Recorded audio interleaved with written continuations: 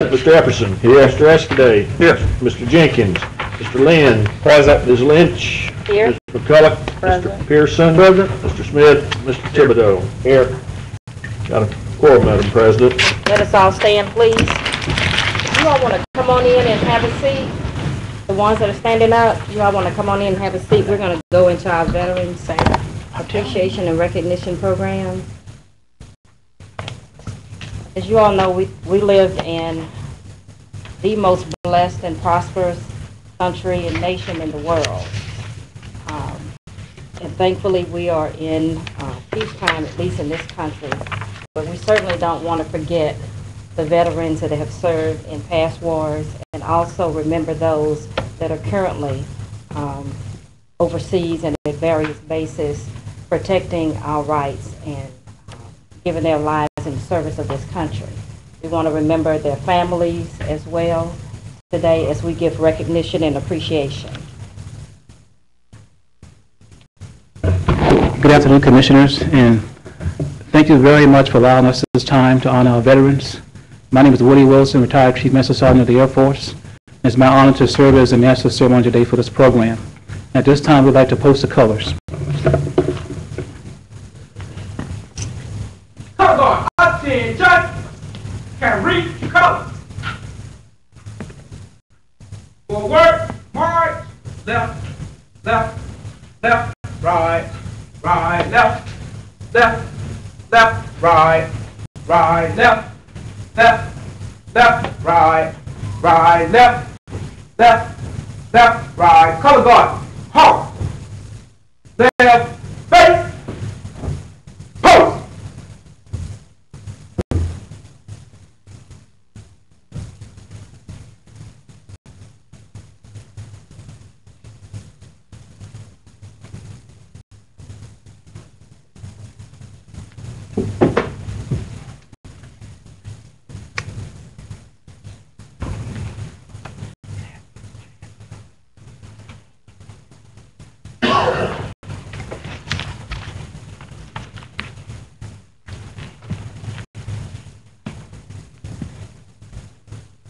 Post.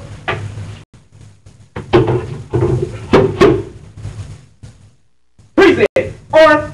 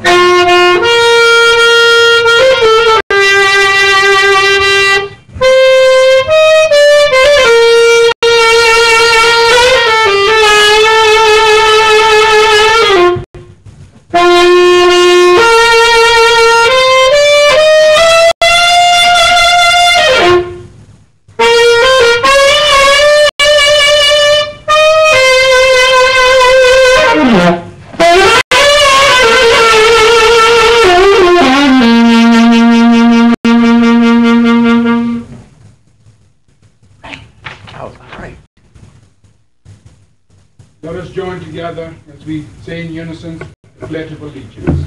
I pledge allegiance to the flag of the United States of America and to the republic for which it stands, one nation, under God, indivisible, with liberty and justice for all.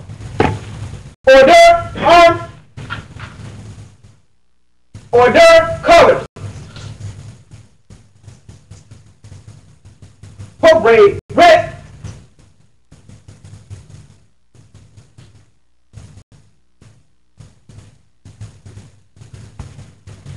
Let us pray. Most Heavenly Father, we come before you with thankful hearts We come, Father, just honoring those that have fallen and given their lives for us. We come, Father, thanking you for your grace, your mercy, and your love. We ask you, Lord, that you look down upon the things we do this day with favor, giving praise, glory, and honor to your dear Son. Bless the leaders of this commission. Bless the members that have served their country well. And bless those that have supported those members. Remembering our soldiers that are now active, our sailors, our airmen, our Marines, and even our Coast Guard.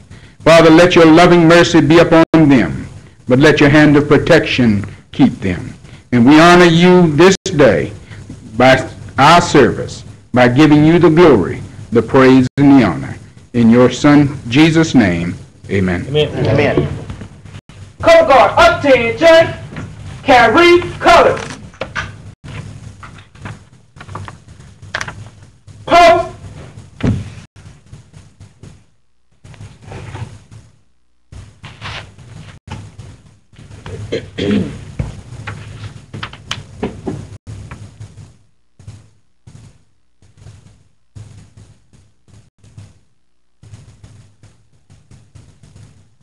Color guard, halt. Left, face. Right, face. Forward, march. Left, left, left, right, right, left, left.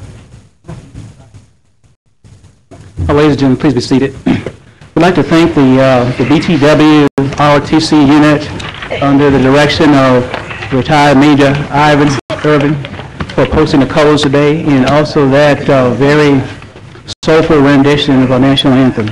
Thank you so much. Today, briefly, we have two speakers today that need no introduction, but I will introduce them at this time. We'll offer up a few words in their own way. We have one of our very own Colonel, retired Ted Cox from the U.S. Army Reserve. He'll be coming to give us a few words, and followed by our very own Commissioner Ken Epperson, Sr., Spec 5. He will be coming to us in his own words as well. And certainly we appreciate all the veterans to the bottom of our hearts. We appreciate this time and this honor. Colonel Cox.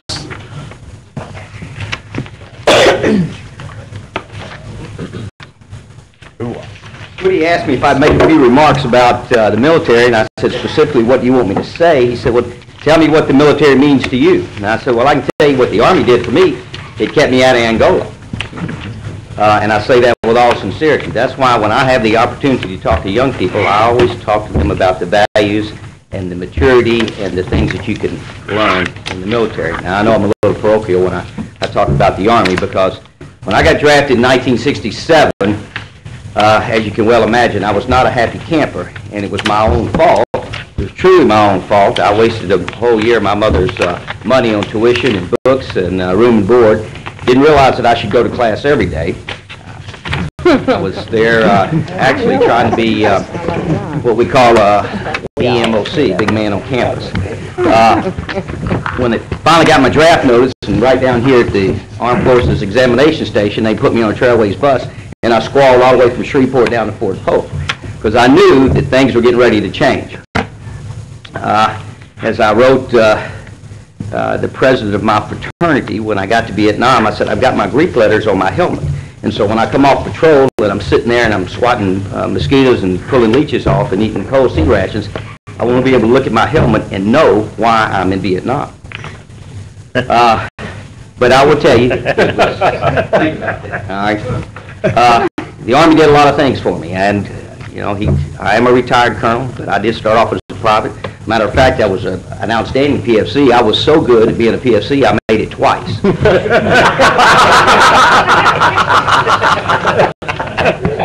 But when I have the opportunity to talk to young people about the military, whatever branch of service, the Army, the Marines, Air Force, Navy, I tell them you can't go wrong. It's just an exciting opportunity, adventure. Yeah, it's a way to mature. It's the way to meet people, to go places and do things. And I say that with all sincerity. When I not only had the opportunity to go to Vietnam, I didn't volunteer for that, but I did volunteer to go to Iraq, and I had the opportunity to set up the juvenile courts in Baghdad, Mosul, and Basra, which was the only time the Army's ever used any of my civilian skills. Before that, I was in the infantry. But it was a tremendous experience, and I look back over my 38 years in the military, 8 years as an enlisted man, non-commissioned officer, and then 30 years commissioned service. And I would encourage, when I look out, I know those young people, that color guard, it does an old soldier's heart good just to see those young people in uniform, because I know that our country will continue to remain strong and the freedoms that we enjoy thanks to the military. I'm going to show you one short little video. I had the opportunity when I came back from Iraq to speak to a VFW meeting, and a bunch of my Vietnam brothers were in there, and I stood up and said, you know, this is the best group of soldiers that I have ever seen. Madam President, it's only 2.5 minutes, okay? If you were concerned. Oh, my screen suddenly started working. So okay, all right. Oh, wow. And I said, this is the best group of soldiers that I have seen in basically 38 years in the military. I've never seen a more intelligent, more disciplined, better group of young people, men and women both, in the military. Now, I thought I was going to fight my way out of the VFW meeting, all right, because, you know, as we get older, things begin to blur a little bit. And I think, you know, my brother Vietnam veterans were beginning to forget some of the difficulties and issues that we had back during that time. But I can truly look every individual here in the eye today and say I have never seen a better Army or total military services than what we have today. Like I said, I have just a little short video that, you know, a picture's worth 1,000 words. I guess a good video is worth 1,000,000 words. But this is a young lady who was in the military, and I think after you see this, those of you that perhaps didn't have the opportunity to be in the military might not can more truly appreciate what the military service means to the soldier, sailor, marine, and the airman.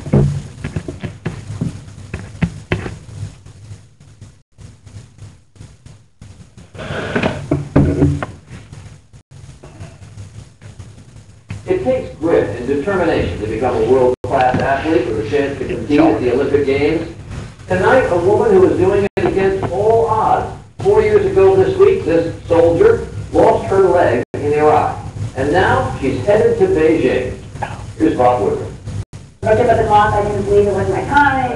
So just to hear my name and American record in the same sentence. Army First Lieutenant Melissa Stockwell just took the U.S. Paralympic trials by storm, breaking the American record in the 400-meter freestyle. This summer, Melissa will represent the U.S. in Beijing. I thought this was the moment I was going to give it all I had, and it went a lot better than I expected. It has been a remarkable road for a woman who joined the ROTC in college and headed to Baghdad 4 years ago for the 1st Cavalry Division. Just 3 weeks into her deployment, she was on a routine convoy. Her Humvee was hit by a roadside bomb. Do you remember that moment when that IED exploded? I do. I remember most of it. What do you remember? I was behind the driver, and he didn't doors, anything around me. And it kind of went under underpass, and the IED went off. Somebody yelled, IED, IED, we just got IED. Wasn't until I woke up and after my initial surgery in Baghdad that I found out it was gone. So who told you first that you lost your leg? My husband, actually. He was over there with me, and when I got injured, my commander got in touch with his name, so he got me to the hospital.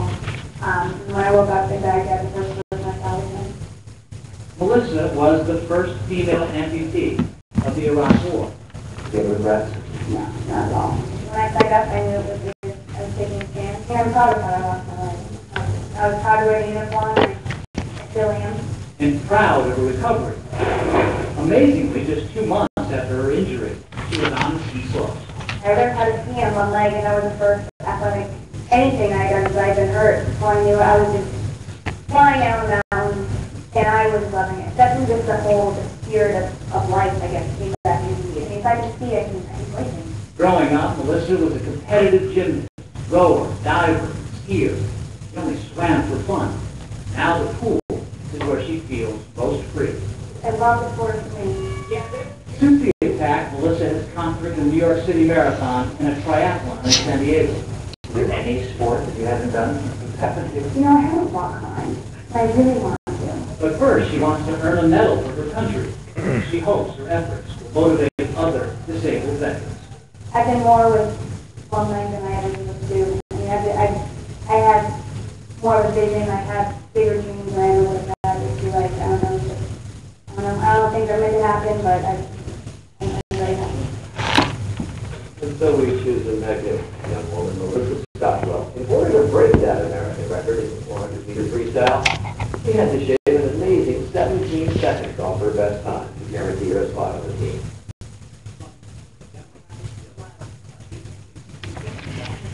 I'd like to summarize that little video in 3 words. Duty, honor, country.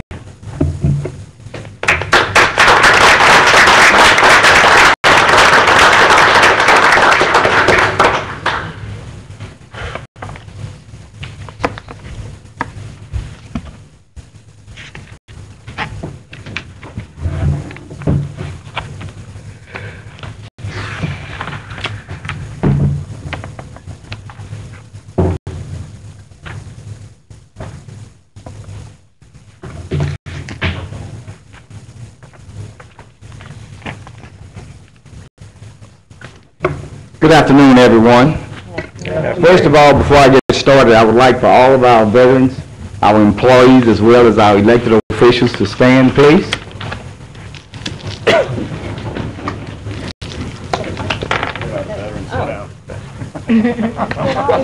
Great, great. Thank you. Thank you. You may be seated.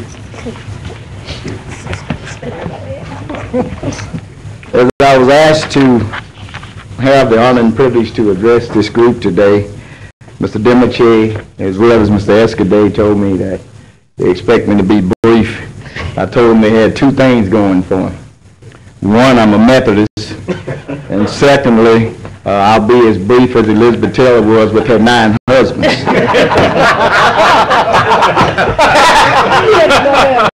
I love it. Once again, it is a great pride, is with great pride and pleasure that I was afforded the opportunity to address this group. I think it's something that we may have started back in the 90s, and I'm certainly glad to see it going forward today. Some of you may remember the old television show, The Real McCoys, with Walter Brennan, and he had an old saying, no brag, just fact. You know, oftentimes when us veterans get together, when we do a lot of talking, but we aren't bragging, it's just facts. Now, I'd like to read something to you, and I want you to see if you can guess who the author is. The credit belongs to those who are actually in the arena, who strive valiantly, who know the great enthusiasm, the great devotions, and spend themselves in a worthy cause, and who are at their best, who know the triumph of high achievement, and who at their worst, if they fail while daring greatly, so that their place shall never be with those cold and timid souls who know neither victory or defeat. Each of you deserve the credit for the continued preservation of freedom and democracy of this great nation. But when the bell rang, you did not waver to answer the call. We're at the calling of the U.S. Army, and I'd like to hear from our Army veterans. We're at the call of the United States Marines. All right. Sound off like you grown men and women. I'm not going to tell you what they're saying here. All right, now we got United States Navy. United okay. United States Air Force. Oh, yeah. United States Coast Guard. Okay, still represented. Whether you volunteered, whether you were drafted, whether you re-enlisted, or you were called to active duty, you have set yourselves apart and distinguished yourselves from the ordinary. For your commitment and dedication, the United States of America and freedom-loving allies are appreciative and in a much better place to live and raise our families. Now let's not become complacent and think that our work as veterans is over. Not by any means. There is still much work to be done. We must continue to carry the torch for our comrades who suffered the ultimate deal in combat, and that is death. We must continue to carry the torch for all of our wounded veterans, which we so vividly saw in the clip that was played.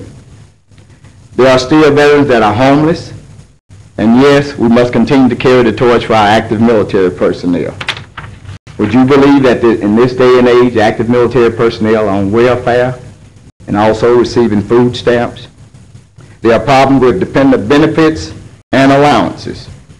You have earned the right, you have deserved the right to be an advocate because you gave up a commitment and you participated. And these are some things that we need you to do. We need you to visit Veterans Administration hospitals. We need you to ensure that there are more veterans homes for our homeless veterans. We need to make sure that you ensure that cemeteries are ample and well kept so that our veterans, the ones that either die in combat or after their lives are over and they die naturally, they have decent and honorable places to be buried. These are the things that we must do, so our ordeal is not over. And finally, I would be remiss if I would not recognize a person that some of you may know and some of you may not. But Oris Red Kemp, yes, retired Chief Master Sergeant who was active in local and regional veteran affairs, died this Saturday at the age of 78. He attended over 4,000 veterans' funerals. Red, as we affectionately call him, he was with us in Baton Rouge when we were advocates for the Veterans Home here in Bossier. We've advocated the process for our Veterans Cemetery, which we now have in Northwest Louisiana. So, ladies and gentlemen, and all of my colleagues in the military veterans, there's still much work to do. We must become advocates to ensure that persons that give the ultimate sacrifice by volunteering their time and, yes, their lives and sometimes their bodies must continue to have the best that is available to ensure that freedom and democracy continues now and forever. Thank you very much.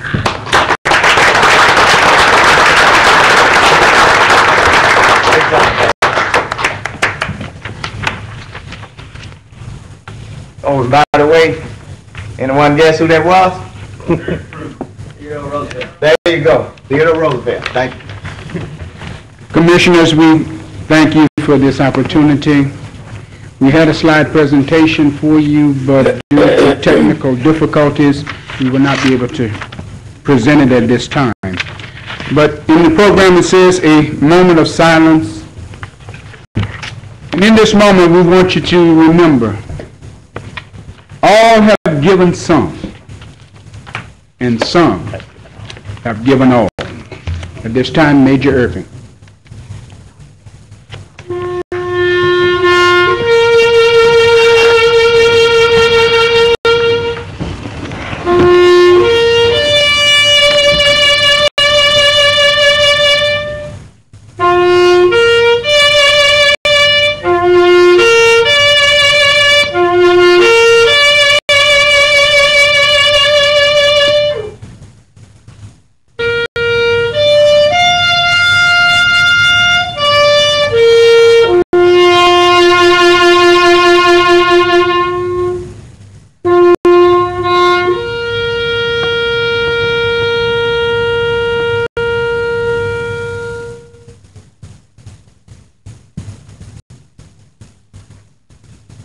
Please be seated. Commissioners, on behalf of all employees, the veterans in our community and worldwide, we thank you so much for allowing us this time. Major Irvin and the BTW Cadet Corps, thank you so much for rendering services today for our program. And I'd like to have the employee council members stand up at this time, please. All employee council members. Commissioner, these are the folks. These are the folks that work hard to put this program together, and they do a tremendous job. We appreciate them sincerely. And we do have some refreshments after the meeting in the photograph. We'd like to get a photograph of all of the veterans too, real quickly if we can. And we have some refreshments in the back. And Madam President, at this time, our program is at an end. Thank you all.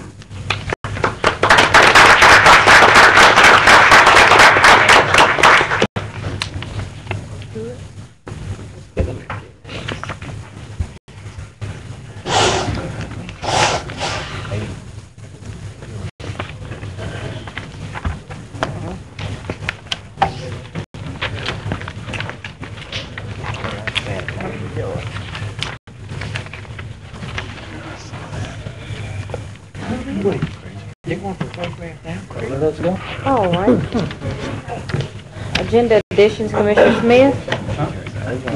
Madam President, this time I'd like to ask the commission to allow us to, Fire District 6 to be allowed to go before the State Bond Commission to borrow some monies. I second allowing him to bring that up. For discussion, please vote. Just a moment, please.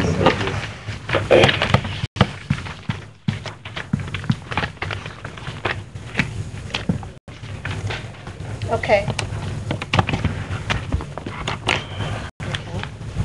Added to the agenda. A motion to adopt the regular meeting minutes, October 22nd. Moved by Commissioner Cox, second by Commissioner Baker. Any discussion? Please vote. That passes. Next item. No special resolutions, communication reports. Mr. Wilson? We just have one item, ma'am.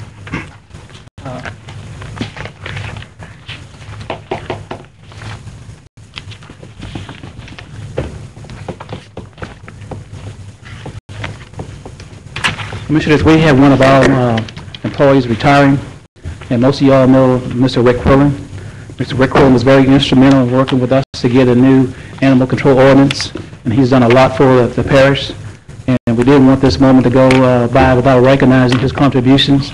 And at this time, I'd like to have Mr. Quillen come forward, please. Rick, come on up here.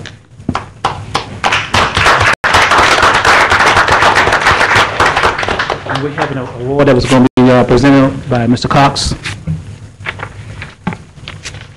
Before I read this, over the years I've known Mr. Quillen, along with many of you. We've all had dealings with him in one way or the other.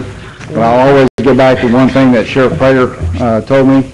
He said at 3 o'clock in the morning, if I needed somebody, I could call Rick. Rick could get out of bed. And that's the kind of job he put forth, his time here. So we'd like to give him this plaque on behalf of you, the commissioners, and Caddo Parish, is to Mr. Richard L. Quillen in recognition for outstanding services to the parish of Caddo as an animal control officer and Parks and Recreation technician from November 4th, 1996 to November 7th, 2009. We wish you all the best in your retirement. Thanks for a job well done. Mr. Quillen, happy retirement.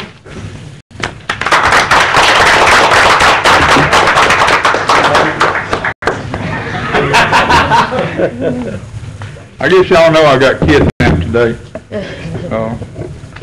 I really enjoyed these 13, 14 years I was here. There's been some good times and there's been some bad times.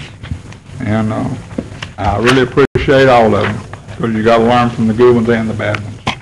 So I appreciate y'all, and I'm glad to be a part of this unit for the time I was here. Thanks a lot.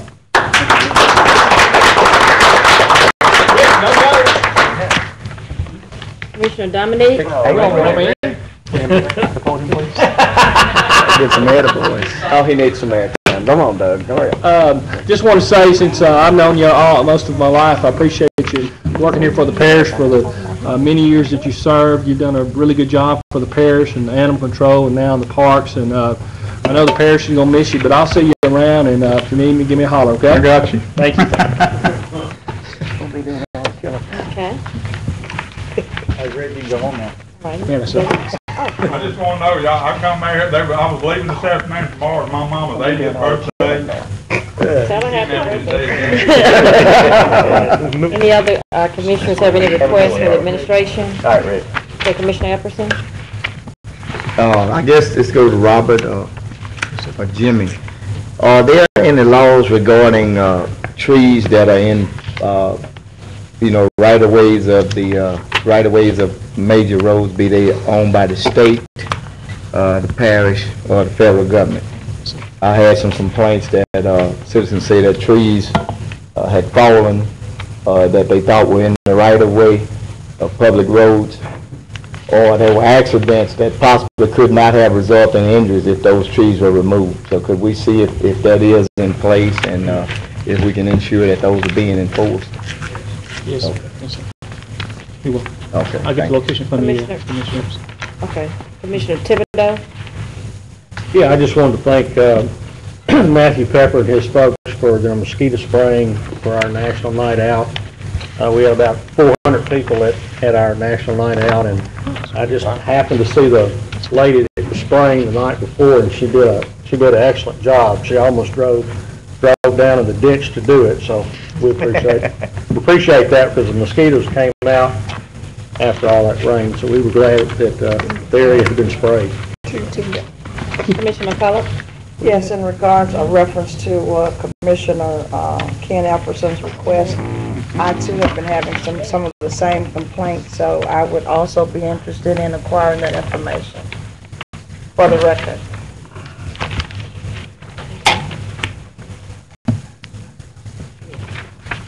Mr. Epperson? If I may, Madam Chairman, I'd like to recognize my Chief Steward and his wife, Mr. Cedric Washington, out in the audience. We welcome them to the meeting today. U.S. Marine, by the way. All right. Okay, I need a motion to suspend rules. So moved. Second. Without exception. Mr. Anthony Henderson.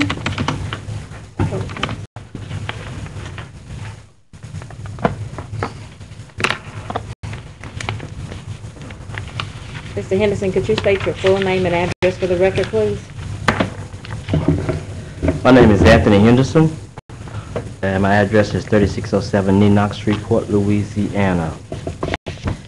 And as we look with amazing, and I'm glad to see the the Veterans Canada deal, and we talk about democracy, but I look with amazement as we go backwards and turn back the hands of times. When we have a time where citizens of Bossier City are denied the opportunity to speak at a city council meeting, when employees are abandoned from city facilities, when judges are denying interracial couples from marriage, I'm left wondering, where do we go next with this barring, banning, and excommunicating taxpayers from public facilities? Well, I have been banned, barred, and excommunicated from the City Shreveport Public Library. I have attempted to complain to a newly hired library director from the beginning, but I did not receive a call from him. I get no answer from him, no call back, and he's always out to lunch. I went to the City of Shreveport City Council, and they told me that I was in the wrong jurisdiction, and I should have been coming before this committee. I went to court, and I was acquitted. I went to the police internal affairs, and as the court agreed with me, I was innocent, and I was proven false, that these false charges was a setup, a frame-up by Anise Parkinson, one of the Atkins Library employees. And I proved that she lied on me, abused her power of position in her office, and once again, I was acquitted of all charges, but yet I have not been able to enter the public library as of yet. The judge advised me to come before this body, the parish commission officer, and inform you of the situation, which I have done, which I'm doing now. I could have called the media and made a media scandal out of it, but that's not in my intention. And I'm left wondering if we're gearing up for a policy of banning citizens from public buildings, or citizens going to receive from the Caddo Parish tax some kind of special taxpayer exemption card. If we're going to be banning taxpayers from speaking at public meetings, are we going to be receiving taxpayers exemption cards but not being able to have access to those type of facilities? So I'm left wondering, how can you deny citizens access to their own public property? Once again, I'd like to say I was acquitted. I was found innocent. And I don't know where you got this new library director from. I don't know where you got these people who abuse the administration of power with this type of injustice, but I hope wherever you got them from, I hope you send them back. As you know, as I stated, at the city council meeting, I was disappointed, especially with my African American leadership, that they did not protect my rights, but I was in the wrong jurisdiction. And as I say, I don't want to have no long meeting of this and no long discussion. And I was hoping at the beginning of this whole process that we'd have some common sense political intervention, but that didn't happen. So we ended up going all the way around the block, and I hope that we could end this process, and I'm just requesting access to the public library that I am a taxpayer and that I should have access to. Okay, let me ask you a quick question, Mr. Henderson. When were you disbarred? When were you barred from the library? Well, the process started when, I think... When were you actually notified? What year? Do you remember? What year was this year? Oh, this year. This year. 2009, March 30 of 2009. Okay. I went to court. Okay. I don't want to get too much into the details, but let me ask you, have you gone before the library board? Because I think that's a board decision. Well, I don't know what the library board decision is because okay. I haven't been before the library board because the person who's over the library director do not answer the phone. Okay. They do not have no criteria. They do not have no policies and procedures or get-go. And if that would happen from the beginning, I would not be before this council or this commission office at this particular point. Okay, there is a process, and I'll be glad to talk with you about it. Okay. There is a process for that, and I'll be glad to share that. Well, I wish they would have, this is 9 months later. I will. And I wish they would have, told me the process before all this, because, this could end up in court again, I understand. Commissioner Cox? You answered my question. I was going to tell him that we would like to get with him afterwards. Yeah, there is a process. Thank you. Got it. Thank you. Thank you, Mr. Henderson. Mr. David Fritz?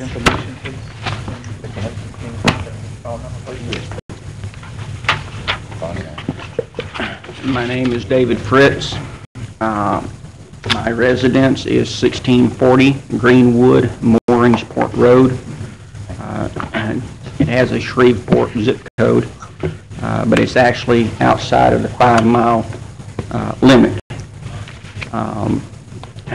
The reason that I request to speak with the council today is in regard to the passage of the basically cleanliness standard 4892 that was passed earlier and went into effect, I believe, September 1st. I've talked to a very large amount of my neighbors.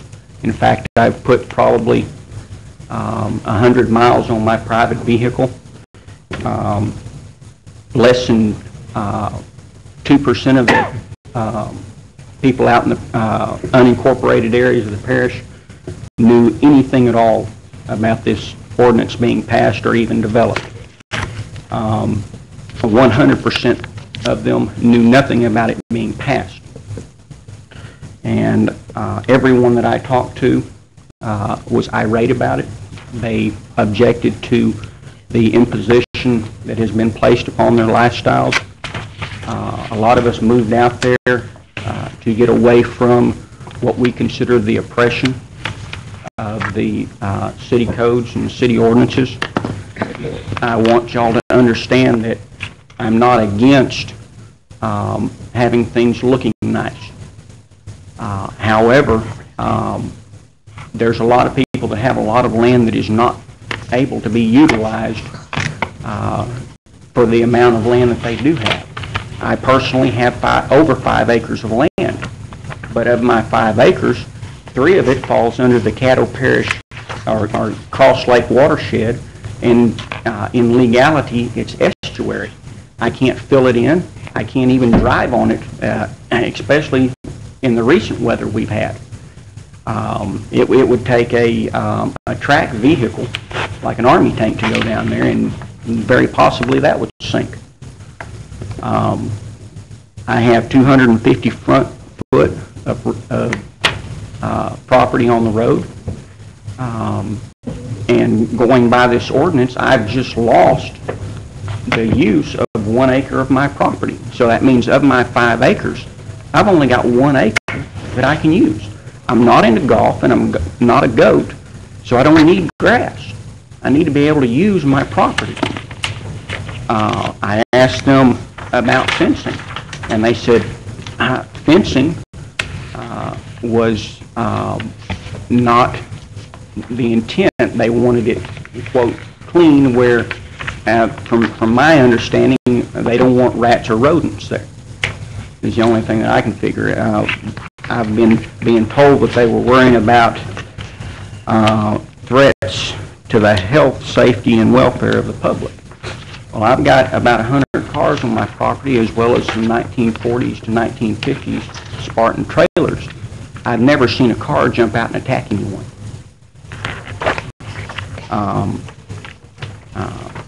For me to put a fence around the area would be approximately $9,000.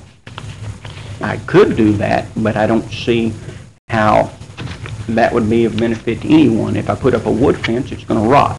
If I put up a metal fence, it's going to wind up rusting. I don't understand the purpose of moving stuff back 150 foot because I can see a quarter of a mile. I mean, it's just, I don't understand the purpose of this ordinance. I mean, like I say, I intentionally and specifically purchased my property outside the 5-mile limit. And now I'm being told that, or it's expressed to me that that's of no consequence. I've also been told that if I fail to comply with this ordinance and clean off this 150 foot, I've become a criminal. There's no place for me to push this stuff back to. If I do, it sinks or it rusts. And like I say, there's a lot of people that aren't like me. They can't come up here to these meetings at 3 o'clock in the afternoon. They're working. And we don't understand why this was done to us. And so I would appreciate some comments as to why this was done. Yes, ma'am. Commissioner Dominique? Did, you said you've been told, or people told you different, who has told you? Last time I talked to you on the phone, because I asked you if you've been cited or the constable had been out there, you told me no. Have they come out there and cited you in any way? No, I came into this very building and I talked to everyone that I could about it. Who'd you talk to? It was either the city attorney or the parish attorney, basically said that no grandfather clause applies to this, that there was no discussion about being able to put up a fence, and that they wanted the properties cleaned. Well, it was, this ordinance was started, if I remember, Mr. Cox, back in March of 2007 concerning numerous calls that different commissioners had concerning property values. It was a long, drawn-out process, and I mean, the reason was to, when you have property that is devaluing other people's property, then sometimes things have to be done. And it was passed, and we tried to give notice the best we could, and that's pretty much my answer to it. Appreciate you coming here today and talking, and just have to wait and see if someone gives you a ticket or something. I don't know at this point because I haven't seen the property. Well, I mean, at this point, and the only thing I can see is retaining legal counsel on it. That's your prerogative. If you want to do that, then that's I would make a request that y'all amend it to at least include a grandfather clause for what is there. I'm not saying that I'm not objecting to working to resolve the issue. What I do object to is someone coming out and saying, well, you've got to do this today. Some of my cars have been there for 8 years, and they're all antique automobiles. They're protected under a law called Items of American Heritage. It was a federal law that was passed in response to some of the actions taken back in the 70s under the Johnson administration, when they were doing a lot of highway development. Okay, Mr. Fritz, I have one other commissioner, Commissioner Cox. You say nobody's been out to give you a citation or complain to you about anything? No, sir. You're here because you heard about it either through the paper or whatever? I happened to catch a little bit about it in the Caddo Parish Development article that was in the newspaper. Okay. And I've researched it from there. Okay. These laws were passed due to the growth of Caddo Parish. Okay. You can say you can get a fence. Fence probably a heck of a lot cheaper than a lawyer. But you have to understand, with growth comes change. Okay. If you've got 100 cars and you ain't driving 100 cars, when growth hits you out in that area, people are going to complain. Okay. The laws are set. That's all we can do. The laws were put in place for growth. I'm not one to come by somebody's house, and if I lived out there and it looked like I couldn't build or somebody was going to build next to you, I don't know your neighbors, I'm just using you as an example. This is in place for our future of Caddo Parish. Right. You've got 100 cars, I probably have a problem being your neighbor. Okay? The law is in place. If you want to have one of our constables come in and take a look at it and give you the right and the wrong of it, that's not a problem either. But you coming down here today is putting more of a light on the situation of what we have in Caddo Parish. And we are going to go by those laws that we set forth, simply because, in my opinion, they're the right thing to do. Okay? Well, thank you, ma'am. I respect your opinion, but like I say, I don't have anywhere to put the stuff. I'm not going to get into that. Thank you, Mr. Fritz. Appreciate you. Where can I get a copy of the minutes? Where may I be able to get a copy of the minutes of the meeting? This meeting? Yes, ma'am. Okay. Yes, in about 2 weeks. Can you make sure can you make sure he gets? You can get him in Caddo Citizen or Jerry Spears, contact online. the commissioner. Yeah. Online? Yes. Thank you. Move that we go back into regular session. Let me make sure there's no other persons that wish to address the commission. Okay. So moved. Second. All right, without exception. Public hearing on ordinances, Mrs. Spears? Yes, ma'am. First ordinance is 4925, declare certain adjudicated properties to be surplus and authorize sale of the parish tax interest. Is there anyone here to speak in favor of this ordinance? Anyone here to speak in opposition? Next case.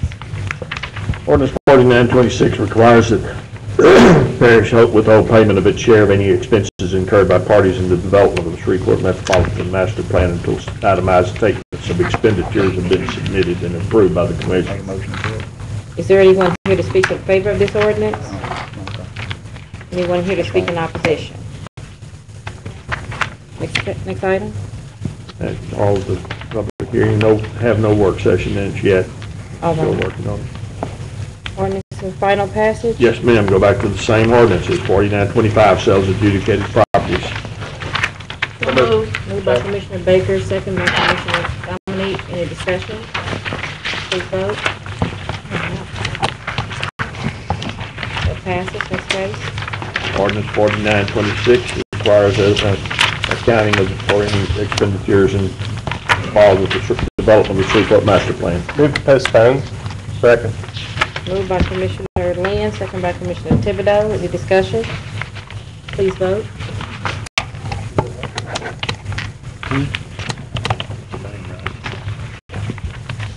That passes. Zoning ordinance for introduction.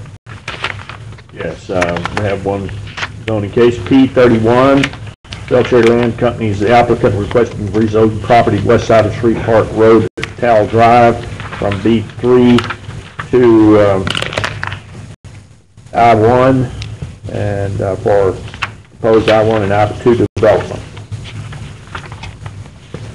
Okay, next, regular ordinances for introduction by title. First one being ordinance 4951, amends your various budgets of the parish to terminate completed or lapsed capital projects.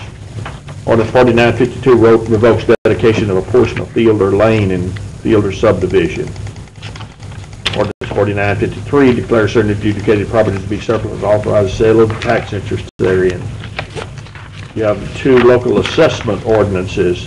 Ordinance 45 reinscribes liens of securing assessments for portions of Chanticleer Drive and Pilgrimage Way, and local assessment ordinance 46 reinscribed liens securing special assessments for Store Road in its entirety. Next, you have resolution. Resolution 49 authorizes the administrator to consent to the annexation of the city of Shreveport of certain right-of-way within the parish. So moved by Commissioner Escaday. Second by Commissioner Baker. Any discussion? Please vote.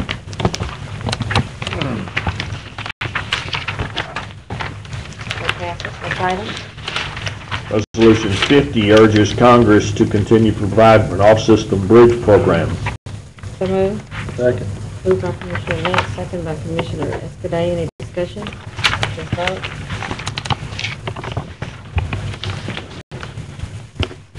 Mr. Smith, one more time.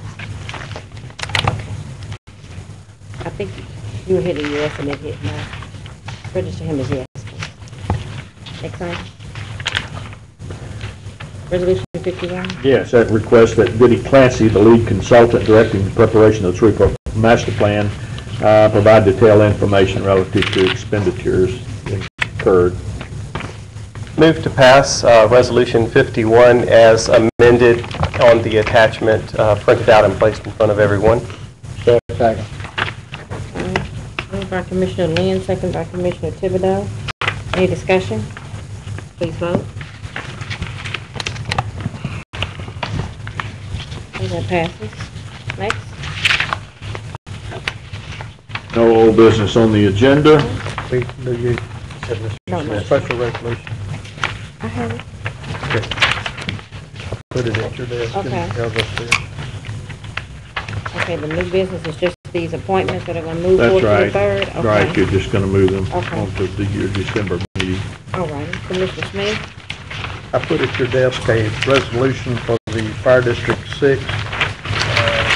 Need to go to the State Bond Commission and borrow some money. Have any questions on it, I'll be try to help answer them, or I have the president of the board here who can help as well.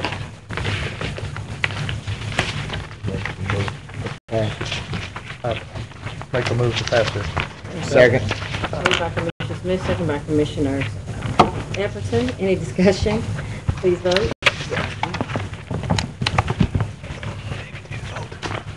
Mr. Cox? All right, that passes. Any none other business? Move to adjourn.